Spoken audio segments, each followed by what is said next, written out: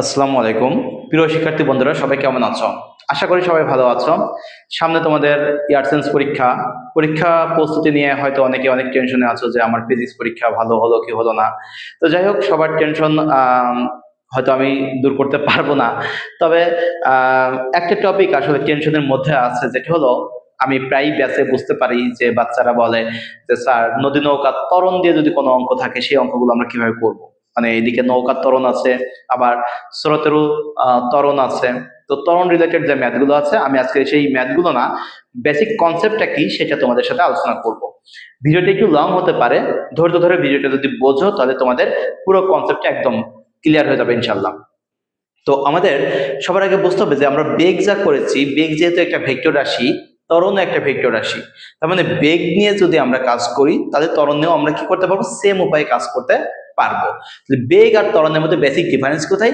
বেগ যখন ছিল তখন বস্তুটি সমবেগে গতিশীল ছিল, একটা নৌকা সমবেগে গতিশীল ছিল, কিন্তু যখন ত্বরণ ছিল তখন সে সমত্বরণে গতিশীল ছিল। তাহলে বেগ আর ত্বরণের মধ্যে বেসিক পার্থক্য এটাই যে একবার যখন বেগ থাকবে সে সমবেগে গতিশীল, তার মানে সমবেগের সূত্র এস ইকুয়াল টু ভিটি নিয়ে কাজ করব। আর যখন ত্বরণ থাকবে তখন ত্বরণের ফর্মুলা নিয়ে কাজ করব, s equal to ut plus half a t square, এই ফর্মুলা নিয়ে কাজ করব। আশা করি এই কথাটুকু মাথায় রাখবা যে ত্বরণের জন্য ত্বরণের ফর্মুলা, বেগের জন্য সমবেগের ফর্মুলা, এস ইকুয়াল টু ভিটি। ওকে, এখন আসো, যদি আমরা প্রথম কনসেপ্টটা দেখি, কেস নাম্বার 1 দেখি। ধরো এখানে আমি এটা কেস 1 লিখলাম।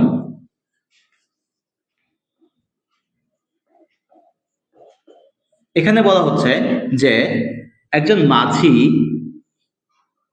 নদী পার হওয়ার জন্য, একজন মাঝি নদী পার হওয়ার জন্য, ধরো সরাসরি নদী পার হওয়ার জন্য সে যাত্রা করলো। তার একটা ত্বরণ দেওয়া আছে, মানে নৌকার যে ত্বরণ আছে সেটা বোট, মানে এ বি আমি এখানে লিখে রাখলাম, এটা হচ্ছে বোটের ত্বরণ। আর এদিকে যেটা আছে সেটা হচ্ছে এ আর, নদীর বা স্রোতের, যেটা আমি ধরে নিলাম যে নদীর একটা ত্বরণ আছে। আচ্ছা, নদীর ত্বরণটা আমরা পরেই করি, আগে আমরা নদীর ত্বরণটা বাদ দিয়ে এদিকে শুধু আমরা স্রোতের বেগটা দিয়ে কাজ করি। এখানে শুধু কি আছে? স্রোতের বেগ ইউ। নদীর প্রস্থ যদি ডি হয় তাহলে এই ক্ষেত্রে আমাদের কিছু হিসাব নিকাশ করতে হবে। যেমন নদী পার হতে কত সময় লাগবে, নদীর প্রস্থ বরাবর বেগ কত হবে, প্রস্থ বরাবর ত্বরণের মান কত হবে, স্রোতের বেগের পার বরাবর বেগের মান কত হবে, পার বরাবর ত্বরণের মান কত হবে, এগুলো। তাহলে 1 নম্বর কনসেপ্ট যদি আমরা দেখি, যে এখানে যেহেতু শুধু বলা হয়েছে যে একজন মাঝি হয়তো এখানে আলফা কোণে সে ত্বরণে যাত্রা করেছে, তাহলে সেক্ষেত্রে আমরা লিখবো, দেখো এখানে আমরা স্রোতের কোনো ত্বরণ পাবো না, তাহলে স্রোতের ত্বরণ 0, নৌকার ত্বরণ এ বি, লব্ধি ত্বরণ, এই লব্ধি ত্বরণকে এ ডাব্লিউ হিসাবে লিখলাম। এখন প্রশ্ন হচ্ছে লব্ধি ত্বরণটা কি? সে যদি কি করে, এইখান থেকে এ বিন্দু থেকে সে বি বিন্দুতে পৌঁছাতে চায়, এ বিন্দু থেকে বি বিন্দুতে যেতে চায়, তাহলে তাকে আলফা কোণে যাত্রা করতে হবে। তার মানে এই বরাবর তার লব্ধি ত্বরণটা হবে এ ডাব্লিউ। তখন এ ডাব্লিউ হবে এই বরাবর, যেটাকে আমরা বলতে থাকি এ বি সাইন আলফা। অর্থাৎ এটাকে বলা হচ্ছে প্রস্থ বরাবর ত্বরণ। তাহলে এই ক্ষেত্রে আমরা বলতে পারি যে প্রস্থ বরাবর ত্বরণ কত হবে, তাহলে প্রস্থ বরাবর ত্বরণ, দেখো আমি লিখতে পারি A B sine alpha plus AC sine 0। অর্থাৎ এই বরাবর কি এসির কোনো মান ছিল? এসি মানে কারেন্টের যে ত্বরণ বা স্রোতের যে ত্বরণ সেটা ছিল না। তাহলে সেই ক্ষেত্রে আমরা এটা 0 ধরে নিতে পারি, তার মানে কি এ বি সাইন আলফা ধরে নিতে পারি। এখন নদী পার হতে কত সময় লাগবে? তাহলে যদি বলা হয় যে নদী পার হতে সময়, নদী পার হতে সময়, তো ওই একই রকম টি ইকুয়াল টু কি হবে, এখানে ফর্মুলা হবে এরকম, s equal to ut plus half a t square. তো স্থির অবস্থা থেকে তো নৌকা যাত্রা শুরু করে, স্থির অবস্থা থেকে যাত্রা শুরু করলে ইউ 0, তাহলে এস ইকুয়াল টু আমরা লিখতে পারি হাফ এ টি স্কোয়ার। এখন এ বলতে কোনটা হবে? এ বলতে তার প্রস্থ বরাবর যাচ্ছে, তার মানে প্রস্থ বরাবর ত্বরণ নিব। তাহলে এই ডি বলতে, এস বলতে কোনটা? ডি আসবে, হাফ এ সাইন আলফা, মানে A B sine alpha into T square. তাহলে এখন টি এর মান কত লিখতে পারি? দেখো 2d divide by a B sine alpha তারপর রুট ওভার। তাহলে এখন আমরা বলতে পারি যে নদী পার হতে যে সময়, সেই সময়টা হবে 2d divide by AB sine alpha তারপর রুট ওভার। এটা হলো নদী পার হতে সময়। এখন আসো, যদি কোনো ব্যক্তি নদী পার হতে চায় এবং নদীর প্রস্থ বরাবর যাত্রা করে, ত্বরণে যদি যাত্রা করে, তাহলে সেক্ষেত্রে কি হবে, ওই যে সাইন 0 ডিগ্রি বসে যাবে প্রস্থ বরাবর যাত্রার জন্য। এখন এইদিকে যদি যাত্রা করে, তাহলে কত কোণে যাত্রা করেছিল সেই কোণটা এখানে বসে যাবে। তার মানে আমাদের যদি শুধুমাত্র একটা ত্বরণ দেওয়া থাকে, আমরা সহজে এভাবে করতে পারি। এখন প্রশ্ন হচ্ছে, যদি আমাদের দুইটা ত্বরণ দেওয়া থাকে, মানে আমাদের নৌকার ত্বরণও দেওয়া আছে, আবার স্রোতের ত্বরণও দেওয়া আছে, তাহলে এটার যদি আমি কেস 2 নম্বর বলি, যে কেস 2, দেখো মনে করো যে একজন ব্যক্তি এখান থেকে যাত্রা করলো, সে বি বিন্দুতে পৌঁছাতে চায়, তো সেই ক্ষেত্রে সে এদিকে একটা ত্বরণে যাত্রা করলো a b metre per second square, এটা হচ্ছে নৌকার ত্বরণ। এই ক্ষেত্রে নদীতেও ত্বরণ আছে, সেটা হলো যে স্রোতের যে ত্বরণ, সেটাকে আমরা ধরে নিলাম এসি। এটা হচ্ছে আমাদের নদীর যে ত্বরণ বা স্রোতের যে ত্বরণ সেটা, অর্থাৎ এখানে আমরা বলতে পারি a c metre per second square, এটা স্রোতের ত্বরণ। ওকে, এখন প্রথম প্রশ্নটা কি বললাম, যে যদি ব্যক্তি সরাসরি নদী পার হয়ে বিপরীত বিন্দুতে পৌঁছাতে চায়, অর্থাৎ সে এই যে ডি প্রস্থের নদী, এই প্রস্থটা টোটাল ডি দেওয়া আছে, পার হতে চাই সরাসরি, তাহলে এই ক্ষেত্রে আমরা প্রথমে লিখব প্রস্থ বরাবর ত্বরণ। দেখো সে আলফা কোণে যাত্রা করেছে, তাহলে আলফা কোণে যাত্রা করলে আমরা লিখতে পারি a b sine alpha plus AC sine 0 degree. তার মানে এখানে লেখা যায় এবি সাইন আলফা, কারণ কি এই বরাবর যখন আমি কোণের মানটা নেব, এসি তো 0 ডিগ্রি কোণে আছে আর এবি আলফা কোণে আছে। যদি বলা হয় পার বরাবর ত্বরণ, তাহলে পার বরাবর ত্বরণের ক্ষেত্রে আমরা কি লিখতে পারি, দেখো এসি কস 0 ডিগ্রি প্লাস এবি কস 90 ডিগ্রি, নাকি আলফা, কারণ কি সে আলফা কোণে যাচ্ছে। তো সেই ক্ষেত্রে দেখো a c plus a b cos alpha, তার মানে কি প্রস্থ বরাবর উপাংশগুলো নিয়েছি, প্রস্থ বরাবর উপাংশগুলো নিলাম, এবার পারে বরাবর উপাংশগুলো নিয়ে আমরা এটা বের করলাম। তাহলে কি আশা করি কি এইটুকু তো বোঝা গেল। এরপরে যদি বলা হয় নদী পার হতে কত সময় লাগবে, তাহলে দেখো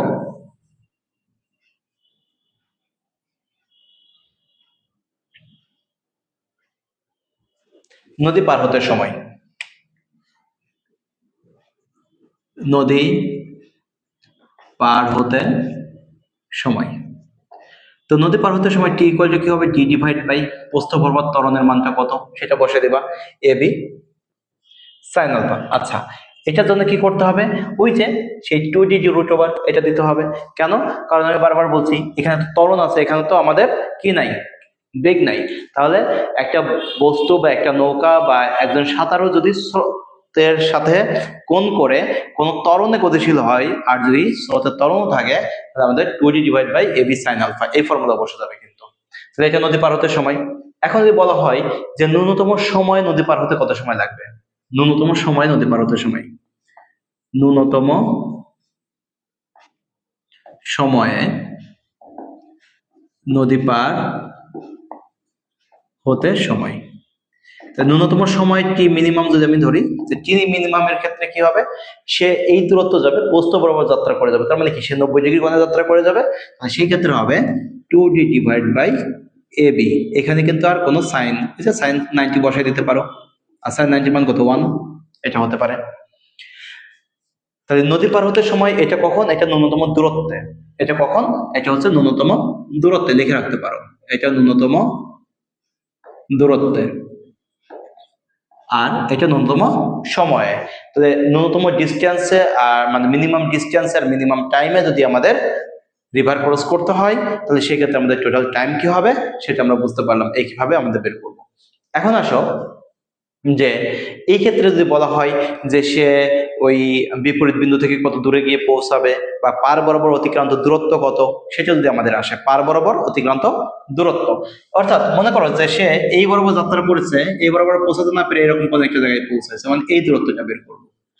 পার বরাবর দূরত্বের জন্য কি করব আমরা? তাহলে এই ক্ষেত্রে মনে রাখবা, পার বরাবর দূরত্ব যদি আমাদের আসে,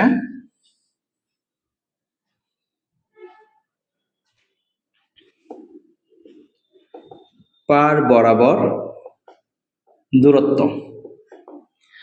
পার বরাবর দূরত্ব যদি বলা হয়, এটাকে আমরা x = লিখতে পারি, পার বরাবর যে ত্বরণ আছে সেই ত্বরণের সাথে যাবে ut + ½ at স্কয়ার। তাহলে এক্ষেত্রে বলা যায় হাফ, পার বরাবর ত্বরণের মান কত ছিল? ac + ab cos alpha into T square. এই টিটা কোনটি? নদী পার হতে যে সময় ছিল সেটা। এখন নদী পার হওয়ার তো দুই ধরনের সময় থাকতে পারে। এখন নদী পার হওয়ার সময়টা কেমন হতে পারে? যদি এদিকে যাত্রা করে তাহলে এদিকে পৌঁছালে এই সময় আসবে, যদি এই দিকে যাত্রা করে এইদিকে পৌঁছালে সে এই সময় আসবে। তার মানে কি, যদি দুই রকমের ফর্মুলা হবে, একটা a c plus a b cos alpha into, যদি আমি বলি 2d / ab সাইন আলফা, তারপর √, এটা কখন হবে? যখন যাত্রা করবে আমাদের স্রোতের বিপরীতে। এই ফর্মুলাটা মনে রাখবা, স্রোতের বিপরীতে যাত্রা করে, স্রোতের বিপরীতে যাত্রা করে যদি সরাসরি বিপরীত প্রান্তে পৌঁছাই, তবে আর আমরা এই টাইমটা নিয়ে কাজ করতে পারবো কখন? যখন সে প্রস্থ বরাবর যাত্রা করবে। অর্থাৎ এইখানে যদি আমরা এটা না লিখে x = এভাবে লিখতে পারি, x = half ac plus ab sine alpha into, এই টি এর মানটা আমরা কি লিখবো? এটা পার বরাবর হবে। হ্যাঁ, টি এর মান ধরো আমি লিখলাম 2d / ab, এটা ওই যে সাইন আলফা, সাইন 90 এর মান 1, এটা লিখলাম না। তাহলে এই ক্ষেত্রে এই ফর্মুলাটা কখন ইউজ করব? এই ফর্মুলাটা ইউজ করব যদি কেউ প্রস্থ বরাবর যাত্রা করে, প্রস্থ বরাবর যাত্রা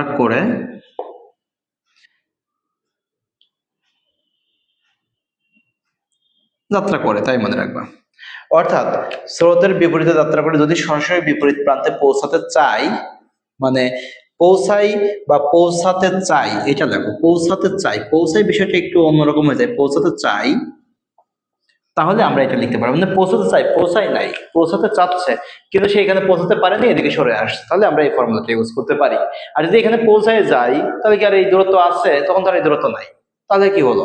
তাহলে আমরা যখন আমাদের এক্স এর মান বের করতে হবে, যদি পৌঁছাতে চাই আর একজন এই বরাবর যাত্রা করেছে, তাহলে এখানে পৌঁছাবে না, এইদিকে চলে আসলো। এই ক্ষেত্রে আমাদের ত্বরণের টপিক হচ্ছে এরকমই। আর একটা কথা মাথায় রাখবা, ত্বরণ আর বেগের আসলে খুব বেশি পার্থক্য নাই, শুধুমাত্র কোথায় টাইমের এখানে প্রবলেমটা।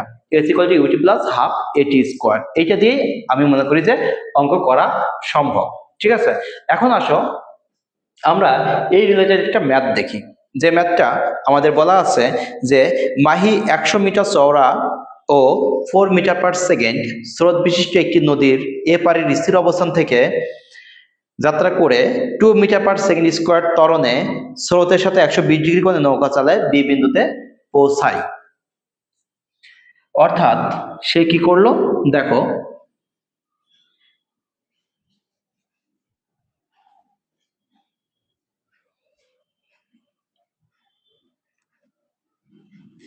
আমি কিন্তু এই কনসেপ্টটা অনেক আগেই ক্লাসে করিয়েছি, তারপরও অনেকেই দেখা যাচ্ছে যে আমার ক্লাসগুলো পাওনি বা ক্লাসগুলো করতে পারোনি, তাদের উদ্দেশ্যে আমি আবার রিপিট করলাম। আর এই কনসেপ্টটা কিন্তু বেশ ভালো একটা কনসেপ্ট, ত্বরণের কনসেপ্ট। আমরা সাধারণত নদী নৌকা স্রোতের বেগ, নৌকার বেগ সমবেগ দিয়ে করি। যাই হোক, এখন বলছে যে মাহি, এটা আমরা আগে যেহেতু 6টা ভিডিও আপলোড করেছি, এটা 7 নম্বর ভিডিও চলছে, কনসেপ্টটা বোঝালাম, এখন আমরা ম্যাথ করব। 100 মিটার চওড়া একটি স্রোত বিশিষ্ট নদীতে, এটা গ নাম্বার, টোটাল 100 মিটার চওড়া একটি নদীতে সে যাচ্ছে 2 মিটার/সেকেন্ড স্কয়ার ত্বরণে। এখানে কোণের মান বলেই দিয়েছে 120 ডিগ্রি, আর এদিকে স্রোতের বেগ ইউ দেওয়া আছে 4 মিটার/সেকেন্ড। নদী পাড়ি দিতে কত সময় লেগেছিল? তাহলে দেখো এখানে আমরা যদি বলি যে এখানে ত্বরণ এ বি দেওয়া আছে 2 মিটার/সেকেন্ড স্কয়ার, ডি এর মান দেওয়া আছে 100 মিটার, আলফা দেওয়া আছে 120 ডিগ্রি, তাহলে সহজে আমরা পেয়ে যাব নদী পার হতে সময় t equal to 2d divided by ab sin alpha, তারপর রুট ওভার 2 ইন্টু টির মান কত 100 ডিভাইড বাই ab এর মান কত 2 sin 120। তাহলে এটা যদি এখন আমরা ক্যালকুলেশন করি কি হয় দেখো, এটা যদি আমরা ক্যালকুলেশন করি তাহলে পাবো root over 2 into 100 divide by 2 sin 120 degree. তাহলে এটা ক্যালকুলেশন করলে পাবো 10.75, অর্থাৎ তার 10.75। এখন এখানে কি আছে, এত যেহেতু আমাদের মিটার পার সেকেন্ড আছে, তার মানে কি এত সেকেন্ড সময় লাগবে, এত সেকেন্ড সময় সে নদী পার হয়ে যেতে পারবে।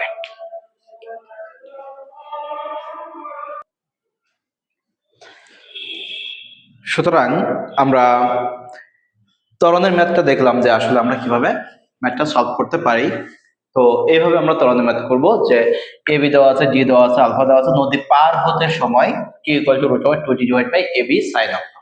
ওকে, পরের এখানে প্রশ্নটা বলছে যে